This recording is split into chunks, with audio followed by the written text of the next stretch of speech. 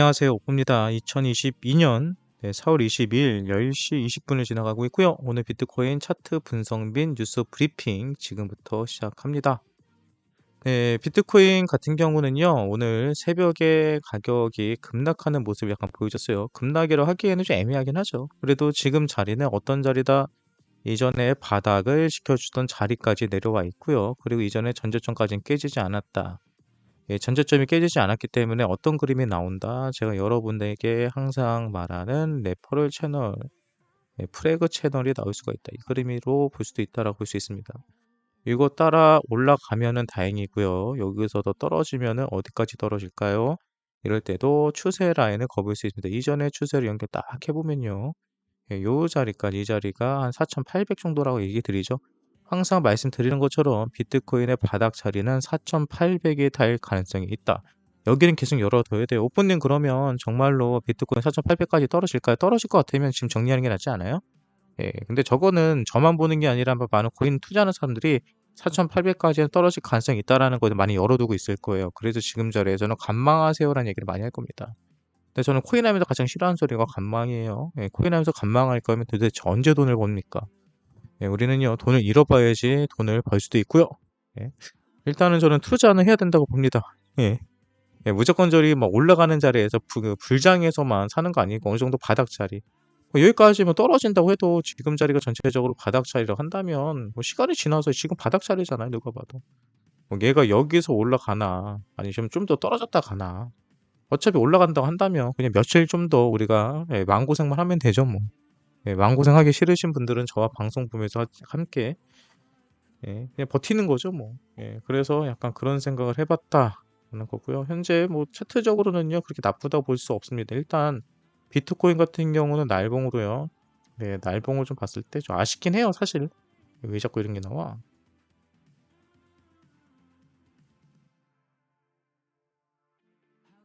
네.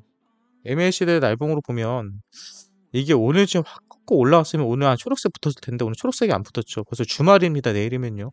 예, 초록색이 붙지 않아 좀 아쉽긴 한데 그래도 일요일 날 한 번 더 기대를 해보고요.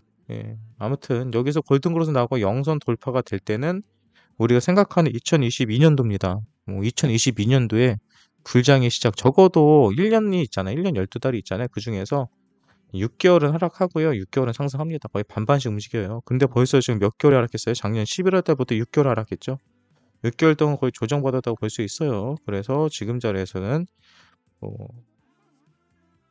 패턴적으로도 기간적으로도 올라갈 가능성이 크다. 6개월 떨어졌으면요. 얘도 양심이 있기 때문에 올라가요. 네, 우리 돈필님 후원 감사드린대요. 여러분 지금 저희는 차트 분석 그리고 뉴스 브리핑을 하고 있죠. 저한테 너무나도 후원해주고 싶고 제가 너무 이뻐 죽겠고 저한테 뭐든지 해주고 싶으신 분들이 많은 거 알아요. 좀만 참았다가 이따가 뉴스 브리핑 끝나면 그때 해주세요.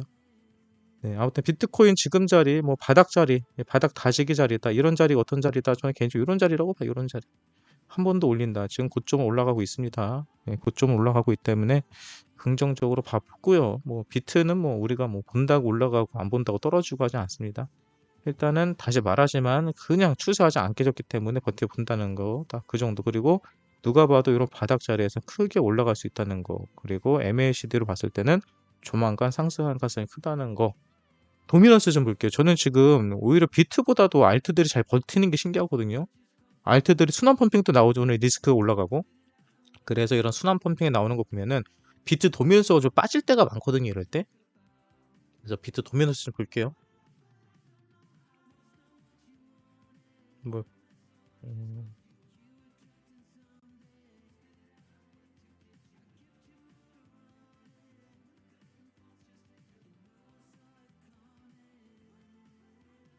현재 김프는 한 0.7%, 0.8% 정도 붙어 있는 것 같고요. 예. 그리고 나스닥도 이제 한 5분 뒤면 시작하죠. 나스닥. 예, 나스닥도 5분 정도 뒤면 시작을 하고 예, 지금 김프는 왜 안 뜨냐? 인터넷이 느리지? 예, 조금만 기다려 주세요. 여기가 이제 김프가 아니라 비트 도미넌스를 보여주는 자리거든요. 비트 도미넌스는 어떻게 될까? 해외 같은 경우는 반등 치네요. 예, 비트코인 지금 해외 같은 경우는 반등을 치고 있네요. 음, 도미넌스가 제대로 안 나오네요. 예,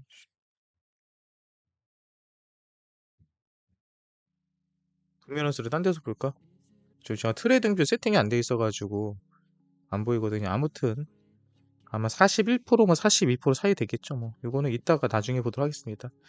네, 그러면 다들 바쁘시니까요. 저도 뉴스 브리핑으로 바로 넘어갈게요. 오늘 비트코인 관련 뉴스들은 어떤 것들이 있었는지 함께 살펴보는 시간 지금부터 갖도록 하겠습니다.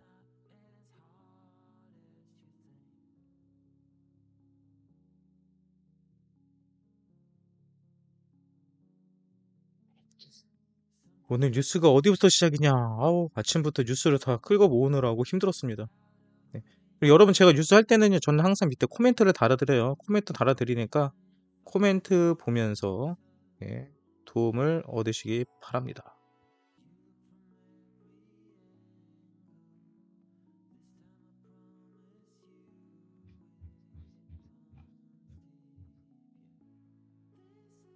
여기부터네, 여기서부터.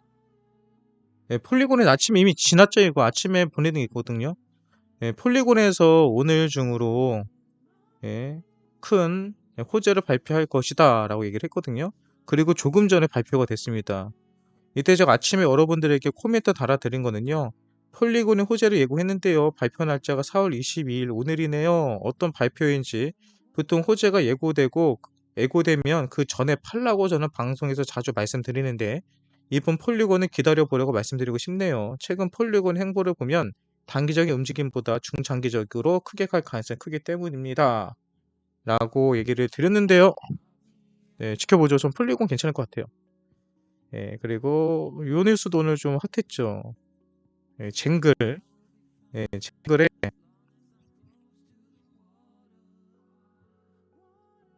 이 뉴스 왜 이렇게 느리 갑자기 큰일 났다. 이거 방송 못하는 게 되면.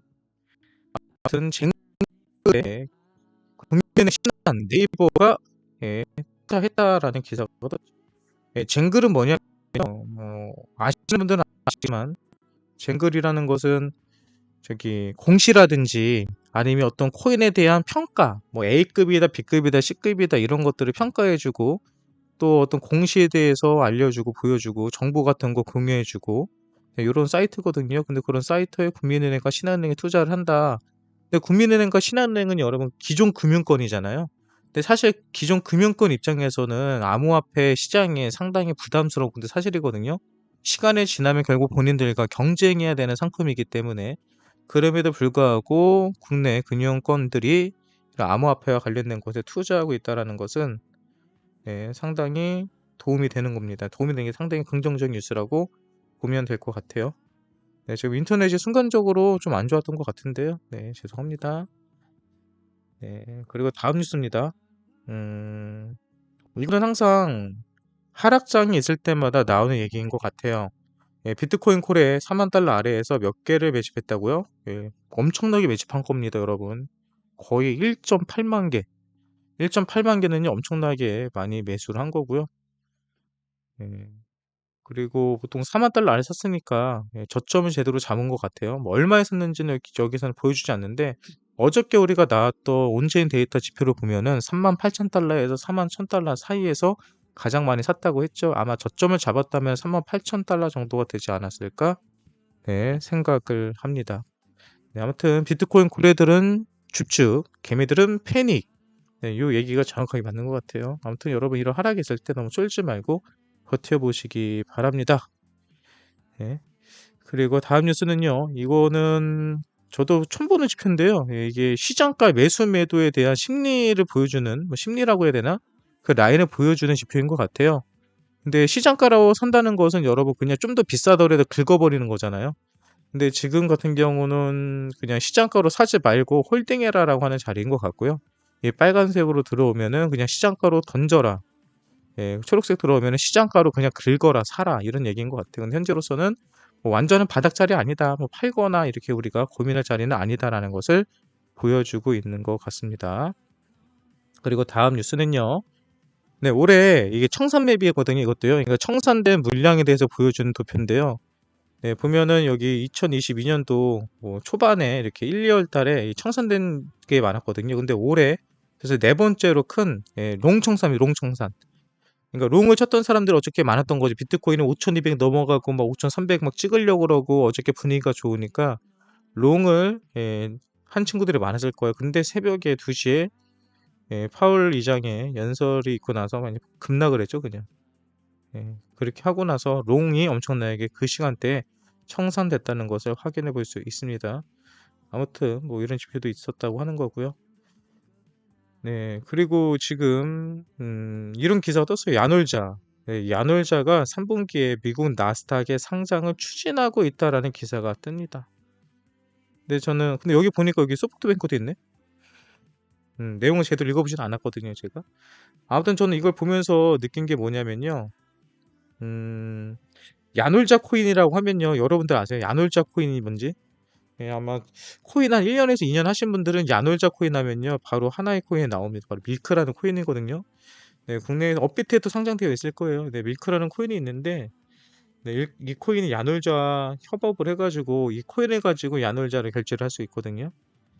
그래가지고, 또 야놀자 코인 하면 밀크 코인 얘기합니다. 그래서 왠지 저는 이 코인 시장에서는요, 말도 안 되는 걸 가지고 호재로 연결시켜가지고 같이 가는 경우가 있거든요. 그래서 저는 요거 야놀자가 상장되면은 국내에 있는 밀크 코인도 같이 좀 올라가는 그림 나오지 않을까? 이런 약간 희망회로를 섞어봤습니다. 네, 다음 뉴스 볼게요. 여러분, 근데 이거 지금 이 사이즈 크게 못해요. 이 창이요. 이 글씨를 좀 여러분들 크게 보여주고 싶은데 크게 못 보여주니까 좀 답답하네요. 확대가 안 되나? 확대되는 거 아시는 분 있으면 좀 알려주세요. 네, 그리고 이제 이게 청산맵이라고 하는 거죠. 청산맵. 저도 이거에 대해서 이게 매물대 물량이라면서요. 그리고 현재 이 초록색이 현재의 가격이고요. 그리고 이게 위로 올라가서 여기를 건드리면 얘네가 터지는 거고 내려와서 얘네를 건드리면 얘네가 터지는 거고. 네, 지금 자리 보면 여기 41,000달러죠. 네, 41,000달러부터 롱에 대한 비율들이 많이 붙어 있는 것 같아요. 네, 그래서 요 코인에 대해서 이 코인의 가격대 41,000불, 41,000불 정도 되면은 그때는 숏이 터진다라고 보시면 될 것 같습니다. 제발 오늘 숏 좀 터뜨렸으면 좋겠어요. 그리고 이제 추억의 코인 하나 나옵니다. 오늘 뭐 우리 기억 속에서 사줬던 마로라는 코인이죠. 코인 업비트 있다가 원화 마켓에 있었는데 원화 마켓에서 상폐되고요. 지금 비트코인 마켓은 있거든요. 근데 이 마로 코인이 밤감기를 갔는데 언제 2주 뒤에. 근데 밤감기라는 것은 이 채굴되는 물량이 쉽게 말해서 풀리는 물량이 줄어든다는 거거든요. 공급이 줄어들기 때문에 수요만 있다면 가격은 상승할 수 있습니다. 마루코인의 수요가 얼마나 있는지 모르겠지만 그래도 뭐 반감기 그리고 공급이 줄어든다는 것은 분명히 호재예요.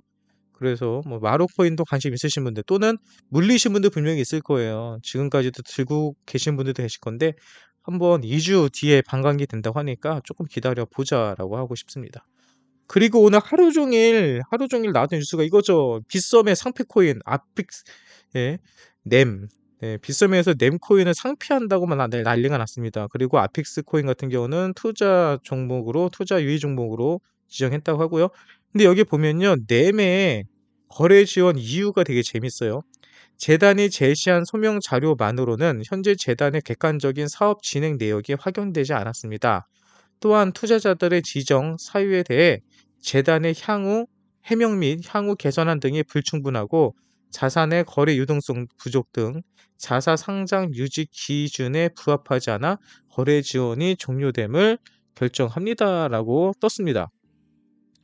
근데 넴이라는 코인 이러면 많은 사람들이 막 겁내거든요. 야, 빗썸에서 넴 상폐됐다 어떡해? 막 이런 걱정하는데요.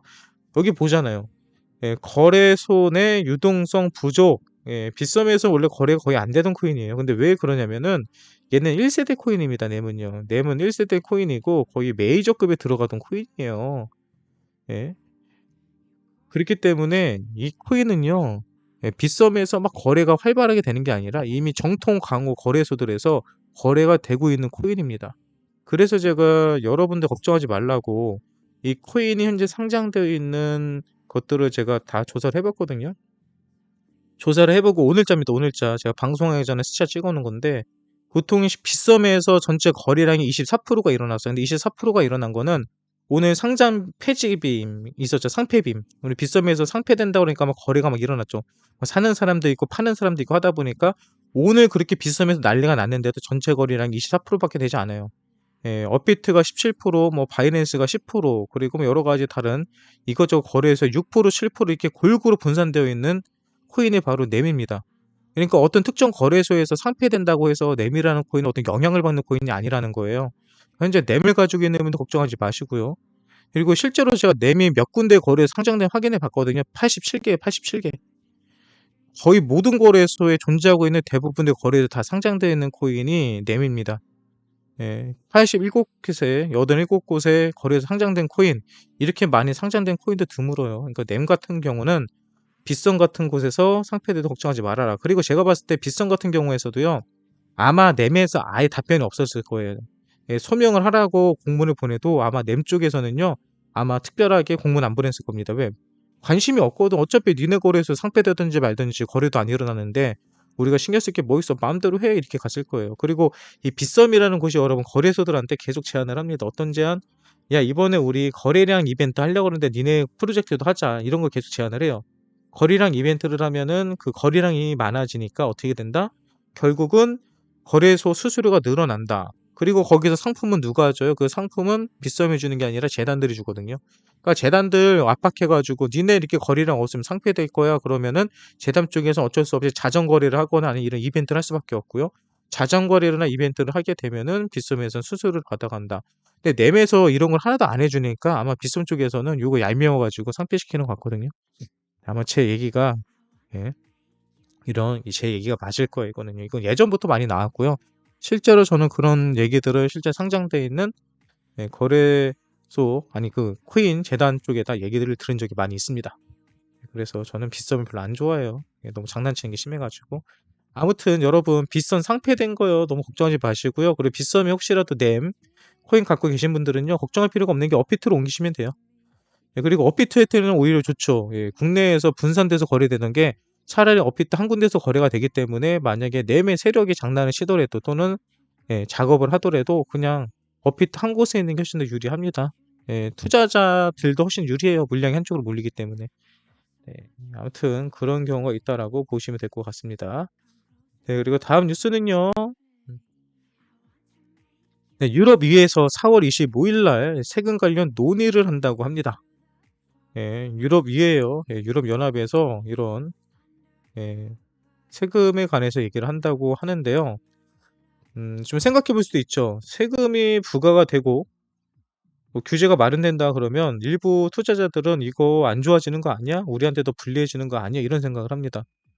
네, 물론 새로운 세금이 부과되고 규제가 만들어지면요, 일시적으로 가격이 흔들릴 수는 있어요. 하지만 중요한 거는 제도권 안으로 흡수되는 과정이죠. 그리고 제도권 안에 들어가면 그때부터는 좀 더, 기관 투자자들의 유입이 훨씬 더 많아질 수가 있습니다. 예, 그리고 가장 중요한 거, 여러분들이 세금 걱정할 필요가 없어요. 뭐 내년에 한국에서도 세금을 부과하냐 마냐 말들이 많은데, 세금은요, 여러분, 수익이 있을 때 내는 거거든요. 어차피 우리는 다 물려있기 때문에 우리는 세금을 낼 일이 없습니다. 그러니까 세금 내는 걱정 하지 마시고요. 혹시라도 내년에 세금을 내야 되는 상황이 온다. 그러면요, 기쁘게 되세요. 네, 또 하나의 뉴스. 이더리움 클래식이 요새 계속 언급이 돼요. 이더리움 클래식도, 예, 반감기가 시작된다고 합니다. 아까 전에 반감기가 되는 코인이 있었죠. 마로 코인도 반감기, 이더리움 클래식도 26일부터 반감기 4일 남았습니다. 반감기가 되면 오픈이 호재인가요? 또 어떤 호재라고 말하기보다는 일단은 가격적인 부면에서는 공급이 줄어들기 때문에 당연히 수요만 생긴다면 큰 상승이 나올 수 있다는 거죠. 수요가 있느냐 없느냐의 싸움인 것 같아요. 뭐 아무리 유통량이 줄어들면 뭐합니까? 사는 사람 없으면 아무 의미 없잖아요. 그래서 아무튼, 예, 사는 사람만 있으면은 이더리움 클래식의 반감기는 분명히 호재가 된다. 근데 여러분, 채굴하시는 분들 예전에 그런 얘기 많이 했죠. 오포님, 이더리움 클래식은요, 앞으로 이더리움이 포스로 전환이 되면 많은 사람들이 이더리움 클래식을 그 대안책으로 채굴을 할 거예요. 이런 얘기를 많이 했거든요. 근데 이렇게 되면 좀 말이 달라질걸요. 지금이야 이더리움 클래식을 채굴했을 때 수익이 나올지 모르겠는데 반감기가 되면은 해시레이트가 확 올라가는 거거든요. 쉽게 말해서 그 코인을 얻기 위해서는 더 많은 비용과 시간이 필요하다는 거예요. 그럼 채산성이 떨어지죠. 그럼 같은 시간에 투자해가지고 이더리움 하나 캘 거면은 차라리 몇 시간 더 캐가지고 이더리움 클래식이 아니라 그보다 더 좋은 코인을 캐는 게 더 유리할 수 있잖아요. 그래서 이더리움 클래식 저게 호재일지 악재일지 잘 모르겠습니다. 저도 잘 모르겠네, 생각해보니까. 네, 저는 아까 전에는 가격이 상승할 가능성이 높다고 했는데 채굴 쪽으로 생각을 하니까 이더리움 클래식에게는 분명히 약간 좋은 얘기는 아닌 것 같아요. 그리고 오늘 또 새로운 뉴스가 또 엠블 코인, 이것도 업비트에 상장되어 있는 코인이죠. 엠블 코인에서 트레저리 펀드 조성한다고 합니다. 돈을 투자 받겠다는 얘기죠. 근데 제가 오늘 이 뉴스들을 보면서 아까 느낀 게 뭐냐면요. 요즘 또 마루 코인, 뭐 눈에 보이지도 않는 코인들, 마루 코인, 엠블 코인, 뭐 이런 코인들이 갑자기 뭔가를 하고 있다. 그리고 얼마 전에, 어제는 그거였죠. 어제는 그렇게 조용하던 디카로그. 그러니까 이런처럼 몇몇 코인들이요, 뭔가를 기사를 내고 있어요. 커뮤니티 관리도 안 되고 아무것도 소통도 안 되던 코인들이 슬슬 저렇게 움직인다. 그래서 저는 개인적으로 이거 재단들이 냄새 좀 맡았나 본데라는 생각이 듭니다. 이제 불장이 거의 다 왔나? 이제 시작하려나? 그게 시작은 저는 개인적으로 현물 ETF로 본다고 얘기를 드렸죠. 뭔가가 다 된 것 같아요. 그래서 미리 사전 작업하고 있는 게 보이거든요, 제 눈에는요. 이런 작코인들이 계속 광고를 때리죠. 이것도 저는 광고라고 보거든요, 개인적으로. 예, 여기 코이니스 지금 뉴스를 보고 있는데, 코이니스 같은 경우는 돈 주면요, 그냥 기사 형태로 글을 올려줍니다. 프로젝트들에 대해서 홍보도 해주고요. 네, 그렇고 다 그렇게 하는 거예요. 그러니까 그런 거 기사 보실 때도 좀 골라서 보셔야 돼요. 네, 그리고 다음 뉴스는요. 코인베이스에서 결제 시마다 최고 4% 암호화폐 적립해주는 카드를 출시했대요. 음. 근데 제가 이거는 아까 코멘트를 좀 잘못 달았어요. 이거는 저는 이 코인베이스에서 결제 시 4% 암호화폐 적립 카드가 코인베이스에서 만드는 우리 신용카드로 생각을 했거든요, 일반적인. 근데 그게 아니라 이거는 코인베이스에 있는 코인을 사는 코인인 것 같아요. 예. 그냥 코인베이스에서 코인을 살 때 이 카드를 가지고 살 수 있다라고 보면 될 것 같습니다. 네, 이거는 근데 여러분 그걸 아셔야 돼요. 왜 주식시장에서는 현금으로 주고 우리가 주식을 사잖아요. 근데 코인시장 같은 경우는 그렇게 하면은 증권법에 문제가 될 수 있기 때문에, 그래서 스테이블 코인이 필요한 겁니다. 그래서 돈이 아니라 스테이블 코인을 사서, 현금으로 스테이블 코인을 사서 그 코인 가지고 다른 코인들을 사는 거죠. 예. 그래서 그런 부분에 있어서도 여러분들이 기본적으로 알고 계시면 좋을 것 같아요. 저는 카드인 줄 알고 아까 그렇게 썼거든요. 최근 페이코이도 그렇고 크립토 카드들이 이슈가 되는 탑니다. 근데 왜 갑자기 크립토 카드들이 인기를 끌고 있을까요? 그 이유는 방송에서 이야기 드릴게요. 오늘 10시 저녁 방송 듣지 마세요라고 했는데 제가 뉴스를 잘못 읽은 거이거든요. 그래도 이렇게 제가 질문을 던져놨기 때문에 크립토 카드를 왜 쓰는지 대해서 설명을 드릴게요. 세금 문제 때문에 그렇습니다. 세금 문제. 그리고 자금에 대해서 출처가 안 나오죠. 블록체인으로 결제를 하면요. 예. 그리고 우리가 뭐 익명성이 보장된다고 보시면 돼요. 예. 그리고 뭐 우리가 카드를 사용을 할 때, 예, 내년부터 만약에 세금을 부과한다라고 하면 이런 거죠. 세금을 부과한다고 하면은 거래소에 있는 코인들은 무조건 다 걸린단 말이에요. 그런데 지금 트래블룰이 없는 새로운 거래소로 코인을 보내버린 다음에 거기에서 카드를 만들고 거기서 지출 카드로 만든다면은 내가 지금 어떤 코인을 가지고 있는지는 그 누구도 알 수가 없거든요. 그리고 내가 그거를 카드로 만들어서 사용을 해도 그 카드를 누가 어디 썼는지를 그 누구도 알 수가 없어요. 예. 그럼 여기서 한 가지 더 깊게 들어가면요, 빼먹은 게 있는데, 왜 오픈이 그게 중요해요? 왜 내가 카드를 쓴 거를 모르는 게 왜 중요해요? 이거죠. 업비트에서 내년부터 세금을 부과하는 방식은요, 출금하는 금액 기준입니다. 내가 비트코인으로 올해 5천만 원을 벌었어. 5천만 원을 벌었는데 5천만 원을 거래소에 그대로 들고 있잖아요. 그럼 돈 안 내도 돼. 세금 안 내도 돼요. 근데 내가 업비트에서 출금하는 금액으로, 거래소에서 출금되는 금액으로 나의 수익이 잡히거든요. 그걸 기준으로 세금이 부과가 됩니다. 예. 그래서 이 크레딧 카드들이 그래서 지금 약간 이슈가 되고 있는 거예요. 크레딧 카드로 하면은 그런 게 상관없으니까. 이거죠. 코인으로 내가 100억을 벌었어. 근데 100억도 내가 빼야지 쓸 수 있는 거지. 코인만 들고 있으면 못 쓰잖아요. 그런데 카드로 해가지고 100억어치를 내가 카드 긁고 다니면 세금도 안 내고 마음대로 쓸 수 있다는 얘기죠. 이해 안 되셨으면 모르셔도 돼요. 그냥 돈도 어차피 우리가 돈을 벌어야지 이건 생각할 문제니까 일단 돈부터 벌고 나서 고민해 봅시다. 오늘 기사, 이거 아침 기사가 있고요, 오후 기사가 있는데요. 두 개를 보면서 제가 좀 생각을 해본 게 있어요. 네, 일본 자민당 의원 기시다 총리에게 웹3 전략에 대해서 설명을 했다. 분명히 이거는 일본 정부 쪽에서도 암호화폐에 대해서 깊은 관심을 가지고 있다는 거죠. 근데 사실 과거에는요, 2016년, 17년, 2014년, 15년 이때 이 비트코인의 시장의 시초는요, 일본 쪽에서 거래가 상당히 활발하게 일어났거든요. 네, 슬슬 이 시장에 일본 자금이 들어오려고 하는 게 아닐까라는 생각을 그래서 저는 해보고 있습니다. 좀 들어와야 돼요, 이 자금이. 네, 그리고 이제 넥슨, 우리가 작년에 많이 놀려먹었죠. 야, 넥슨 비트코인 투자해가지고 완전 눌렸대. 그래서 막 놀려먹었는데, 넥슨에서 지주사, NXC에서 자회사로 111억 원의 비트코인 인수했다는 거죠. 그러니까 기존에 우리가 놀려먹었던 넥슨, 아키스 코리아, 아키스 코리아라는 곳에서 비트코인을 매수했다. 그게 물렸던 거거든요. 네, 근데 그거를 그냥 넥슨에서 그냥 인수를 해버린 거고, 그렇게 하는 이유는 바로 기존에 만들었던 법인을 없애는 거죠. 네, 그렇게 되는 가장 큰 이유 중 하나가, 김정주 넥슨 창업자가 아시는 것처럼 미국에서인가요? 미국에서 별세를 하셨죠. 네, 그 사건입니다. 그 사건. 그로 인해서 이 사업을 완전히 넥슨 쪽에서는 비트코인 사업을 접는다는 거고요. 그리고 저는 개인적으로 이 뉴스를 보면서 그때 당시도 3월 달에 2월 달인가 3월 달에 기사가 떴었죠. 이거 보면서 느낀 게 참 돈 많은 게 아무 의미가 없다. 우리가 이렇게 비트코인 떨어지고 올라가고 하는 거 가지고 스트레스 받아가면서 밥도 못 먹으면서 잠도 못 자면서 이렇게 하는 게 무슨 의미가 있을까라는 생각을 합니다. 저렇게 돈이 많은 사람도 저분도 스스로 이렇게 예, 계신 걸로 알고 있거든요. 우울증이 심하셨다고 해요. 그러니까 절대적으로 재물이 우리의 행복을 보장해주진 않는다. 그러니까 여러분들도 너무 비트코인에 빠지셔가지고 이것 때문에 중내산 하지 마시고요. 적당히 즐기시면서 투자하시기 바랍니다. 네, 행복한 거는요, 돈이 그 하나의 행복의 가치가 될 수는 있지만 전부는 아닙니다. 그건 확실하게 말할 수 있을 것 같아요. 네, 그리고 오늘 뭐 코인 가격이 떨어진 이유 중에 하나가 이것도 있을 거예요. 러시아가 우크라이나에게 휴전하자라고 제안을 했는데 우크라이나 대통령이 거부했다는 기사죠.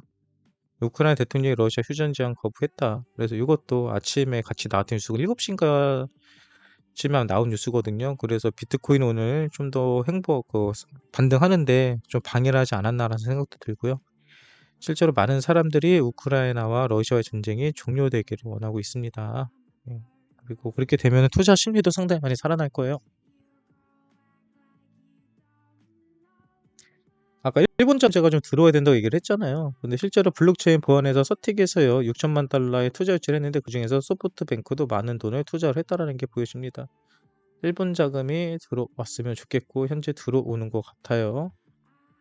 네, 마크롱 유럽 암호화폐 규제안 지지한다라는 기사 나왔거든요. 프랑스 재선이 많았죠. 그래서 재선을 앞두고 지금의 대통령이죠. 마크롱 대통령이요. 그 암호화폐에 대해서 규제안을 지지한다라고 하면서 웹3는 혁신이다. 여기는 많이 투자를 하고 많은 사람들이 관심을 가져야 된다. 뭐 이런 식으로 얘기를 했어요. 특히 뭐 NFT 관련된 친화적인 정책을 만들 거다 얘기를 했죠. 이런 거 보면서 뭐 한국 같은 경우도 생각이 나더라고요. 한국 같은 경우도 가상화폐 관련된 정책들이 대선을 투표하는 부분에서 많은 영향을 줬다고 해요. 전 세계적인 특징인 것 같습니다. 네, 프랑스에서도 역시 젊은 친구들이 아무래도 블록체인에 많이 투자를 하다 보니까 이런 투자하고 있는 젊은 세대의 표를 받기 위해서는 많은 정치인들의 눈치를 보고 있다. 예. 뭐 이렇게 되다 보면은 대부분의 규제안들 그리고 정책들이요, 우리 투자자들에게 유리하게 돌아가게 마련될 가능성이 큽니다. 네, 다음 뉴스는요. 블록체인닷컴 자산 관리 서비스 수탁자로 스탠다드 커스터딩 지정. 네, 제가 이걸 왜 올렸냐면요. 실제로 지금 여러 가지 뉴스 보잖아요. 그러면 그 수탁 하는 거, 대신 돈을 맡겨가지고 투자받는 거, 간접 투자를 해가지고 수익을 볼 수 있는 거, 이런 상품들이 상당히 많이 출시되고 있고요. 그리고 실제로 많이 진행되고 있다는 거. 상품들도 출시되고 많은 사람이 투자도 하고 있다는 거. 그리고 얘기는 많은 기업들 또 기관들이 들어온다는 겁니다. 왜 그러느냐? 저런 수탁들은 개인들이 하는 게 아니라 대부분 돈 많은 재벌들 그리고 기관들이 사용하는 서비스이기 때문에 그러합니다. 네. 또 하나는요. 러시아 글로벌 제재 암호화폐 시장 성장 저해 대충 내용을 쭉 읽어보면요. 어떤 얘기냐면요. 지금 전 세계에서 많은 나라들이 러시아에게 정쟁에 대한 책임을 묻기 위해서 경제 제재를 하고 있습니다. 그래서 스위프트도 사용하지 못하게 해가지고 국제 간의 거래가 되지 않죠. 그러다 보니까 어저께 러시아에는 재무부였네 뭐라고 표현하죠? 기업들에게 암호화폐로 사용해라. 니네 지금 이거 거래 안 된다고 입출금 안 된다고 걱정하지 말고 그냥 우리 암호화폐는 거래가 되고 있으니까 암호화폐로 이렇게 사고 팔고 하고 잔금 치르고 이게 대금 납부하고 이렇게 하면 돼. 이런 식으로 약간 해결책을 제시를 했거든요. 그렇게 하자마자 어떻게 해요? 미국 재무부가 그냥 바로 그냥 막아버리죠. 이렇게 못하게끔. 근데 사실 막어도요, 막히지는 않아요. 막어도 막히진 않는데 아무튼 암호화폐를 결제 수단으로 사용하는 러시아와 그걸 막으려고 하는 미국 재무부의 싸움 이거는 좀 지켜보면 재밌을 것 같네요. 근데 이거는 뭐 보나마나 러시아 승. 왜 러시아가 기술력을 다 가지고 있다니까요. 대한민국에 있는 지금 전 세계에 있는 암호화폐 프로젝트들의 개발자가 한 60% 70%는 러시아 사람들일걸요. 네, 아무튼 이것도 지켜보면 재밌을 것 같습니다. 네, 그리고 또 하나 뉴스. 리플 가지신 분들, 얘네들은요, 참 재밌어요. 뭐, 좋다고 기사 하루 나오고, 그 다음날은 나쁘다고 기사 나오고, 오늘은 또 순조롭게 진행이 잘 되고 있다라고 기사가 나오네요. 저도 사실 리플과 SEC에 대한 이 소송은요, 음, 크게 걱정하지 않습니다. 그리고 이미 답은 정해져 있어요. 답은 정해져 있다고 보고요. 그러면 얘네들이 뭐 하고 있느냐? 바보가 아니거든요. 리플도 그러고 얘네들 저는 예전부터 짜고 치는 거 아닌가라는 생각을 했습니다. 왜? 어떤 특정 그 코인을 세력들이 관리할 때 가격이 못 올라오게 누르거나 아니면 가격이 안 내려오게끔 밑에서 받쳐주거나 이런 작업들을 하거든요. 근데 리플 같은 경우는 여러분들 리플 거래 해보시면 아시겠지만 호가창이 꽉꽉꽉꽉 차 있어요. 그냥 몇십억도요. 여러분 1억 가지고 단타 치려고 한번 해보세요. 못 쳐요. 살려 그러면 밑으로 시장가로만 사야 되고 시장가로 사면은 현재 가격보다 10% 20%더 비싸게 사야 되는 경우가 허다합니다. 심지어는 2배 비싸게 살 때도 있어요. 예. 그래서 난 리플에서 이 가격을 막기 위해서 가돌이를 치기 위해서 오히려 SEC랑 짜고서 소송 걸린 거 아닌가 하는 생각도 해봅니다. 이걸로 인해서 리플은요 계속 눌려 있어요. 지금 1,000원 위로 잘 못 올라가고 있잖아요. 뭔가를 막아놓고 있는 느낌입니다. 강제적으로. 큰돈 안 들이고 소송 이슈 하나로. 이러다가 정말 시장이 좋고 자기네들이 정말 리플이라는 코인을 예, 최고점에서 팔 수 있는 그런 환경을 만들 때 그때 아마 서로 합의하지 않을까 생각합니다. 어차피 합의해요. 행정소송이기 때문에 이건 한쪽에 틀려도요. 또 항소해버리면 답이 안 나옵니다. 네, 아무튼 리플 소송 지금 매우 잘 되고 있다. 뭐 이런 기사입니다. 순조롭게 잘 진행되고 있다. 뭐 이런 기사인 것 같아요. 네, 이번은 좀 생소한 뉴스죠. 베트남 조만간 친암호화폐 법안 통과시킬 수도 있다. 많은 사람들이 이 베트남을 좀 무시하는 경우가 있죠. 근데 여러분 베트남은요 암호화폐 강국입니다. 동남아에서 최고예요. 베트남 사람들은 월급 받잖아요. 바로 비트코인 사러 갑니다.